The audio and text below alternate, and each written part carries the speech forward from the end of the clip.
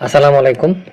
তাসনিম যারা 29 ঘন্টায় ৪৭ লক্ষ টাকা জোগাড় করে উনি চমক দেখিয়ে দিলেন। বাংলাদেশের আর কেউ হয়তোবা নির্বাচনের জন্য এত সহজে টাকা রোজগার সুযোগ মানে পাবেন না, বা আর কেউ হয়তোবা জোগাড় করতে পারবেন না, কিন্তু তাসনিম যারা সেটা করে ফেললেন।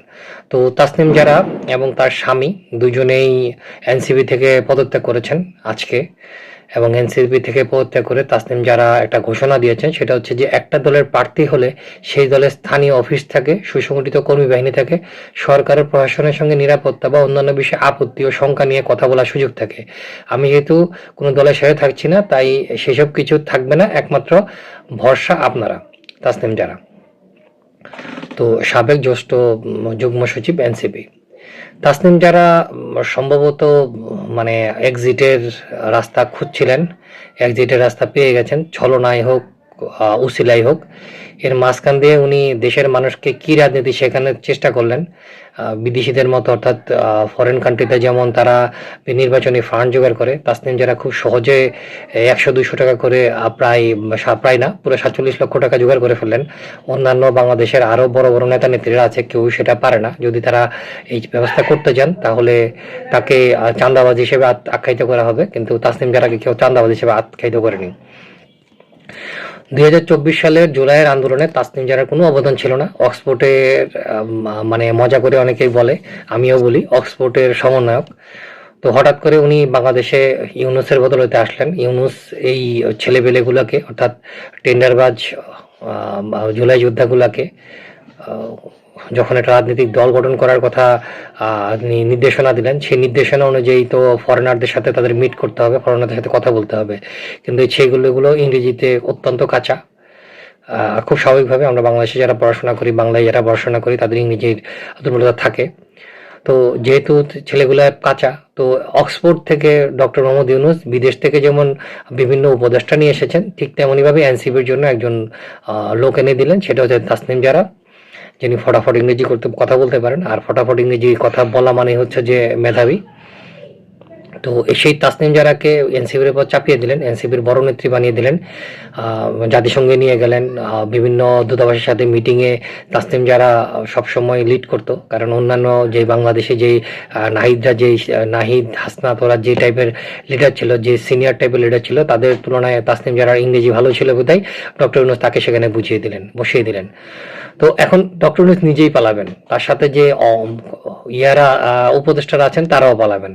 তখন তাসনিম যারা বিদেশ থেকে এসেছেন, গত 1.5 বছরে যথেষ্ট পরিমাণে ক্রিম খেয়েছেন, মাখন খেয়েছেন, বিশ্বব্যাপী নিজের পরিচিতি গড়ে তুলেছেন।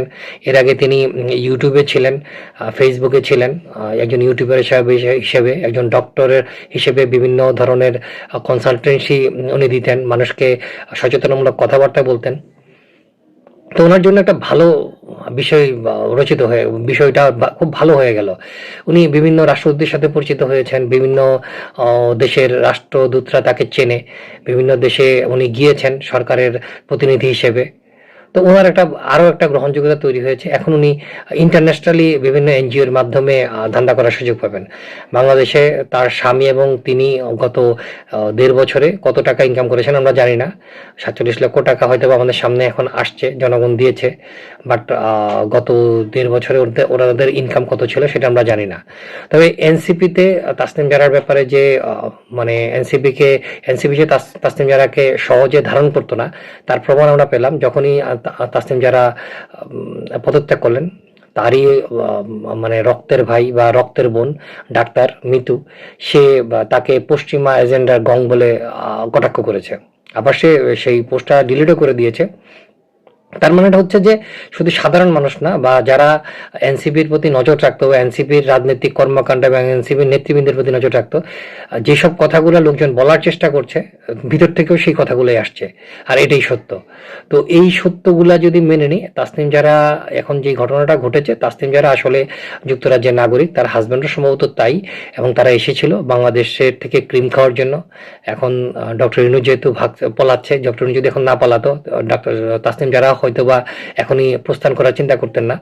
তাসনিম জারা এবং তার স্বামী আবার যুক্তরাজ্যে ফেরত যাবেন। বাংলাদেশ থেকে যে পরিমাণ টাকা পয়সা কামিয়েছে, হয়তো বয়সও কম, তারা আবারও মানে অনায়াসে বিশ্বব্যাপী ভ্রমণ করবেন, বিভিন্ন ব্লগ করবেন, বিভিন্ন পরামর্শ মানুষকে দিবেন ইউটিউবের মাধ্যমে। কিন্তু যেটা ঘটে গেল সেটা হচ্ছে যে বাংলাদেশে যে একটা নতুন বন্দোবস্তের একটা ভুয়া খেলা চলতেছিল, সেই খেলায় যে তারা এসে জড়িত হয়ে গেল, জড়িত হওয়ার পর তারা যে আবার সেফ এক্সিট নিয়ে চলে যাচ্ছে, এটাই হচ্ছে যে সবচেয়ে মানে দুর্ভাগ্যের কথা। বাংলাদেশের মানে তাসনিম জারা এবং তার হাজব্যান্ড কিংবা ডক্টর ইউনূস গঙ্গের সাথে যারা বিদেশ থেকে এসেছিল দ্বৈত নাগরিকত্ব নিয়ে, তারা এত সহজে সেফ এক্সিট পেয়ে যাবে এবং এই গত 1.5 বছরে বাংলাদেশকে নষ্ট করে দিয়ে তারা সেফ এক্সিট পেয়ে যাবে, এটা আসলে মানে দেশের জন্য ভালো হচ্ছে না। দেশের ভবিষ্যতে এই ধরনের লোকজনকে মানুষ আর বিশ্বাস করবে না। হয়তো দেখা যাবে যে সত্যিকার অর্থে বাংলাদেশকে ভালোবেসে সে এসেছে কিছু দেওয়ার জন্য, তাদেরকে কেউ বিশ্বাস করবে না। তাসনিম জারাকে আপনারা সবাই চিনে রাখুন। ডক্টর ইউনূসের সাথে যারা ছিল তাদের সকলকে চিনে রাখুন। তারা বাংলাদেশে এসেছিল বাংলাদেশ লুটপাট করার জন্য। ব্রিটিশরা সেই 1757 সালে এসে বাংলা লুটপাট করে পুরো ভারতবর্ষ লুটপাট করে নিয়ে গেছে। আর তাদের সাথে থেকে থেকে এই লুটপাটকারীরা বাংলাদেশে এসে লুটপাট করে চলে যাচ্ছে। ব্রিটিশরা যেমন সেফ এক্সিটে চলে গিয়েছিল 47-এর পরে, ঠিক তেমনি তাসনিম জারারাও সেফ এক্সিট নিয়ে চলে যাচ্ছে। স্বতন্ত্র ইলেকশন করবে, ইলেকশনে দাঁড়াবে, তারপর আর তাসনিম জারাকে কখনোই পাওয়া যাবে না। নির্বাচনের দিন বা নির্বাচনের পরের দিন সে চলে যাবে। তাসনিম জারার একটা সৌভাগ্য এবং সুবিধাজনক দিকটা হচ্ছে তাসনিম জারা জুলাইয়ে কোনো ঘটনার সাথে জড়িত নয়। অতএব তাসনিম জারাকে যদি পরবর্তীতে কখনো এইসব বিষয়ে যদি মামলা মোকদ্দমা হয়, তাসনিম জারাকে কিছুই করা যাবে না। আবার তাসনিম জারা শেষ মুহূর্তে সেই এনসিপি থেকে পদত্যাগ করে চলে গেছে। তাসনিম জারা এখানেও সে কি বলা যায় একেবারে ব্ল্যাঙ্ক হয়ে চলে যাচ্ছে। তবে বাংলাদেশের মানুষ যারা যেখানেই থাকেন না কেন, এই তাসনিম জারাদেরকে কখনোই সুযোগ দেবেন না। কারণ তাসনিম জারারা সুযোগ নিয়ে তাদের উদ্দেশ্য হাসিল করে তারা চলে যায়, মাঝখান দিয়ে ঠকি হচ্ছে আমরা সাধারণ মানুষ। ধন্যবাদ।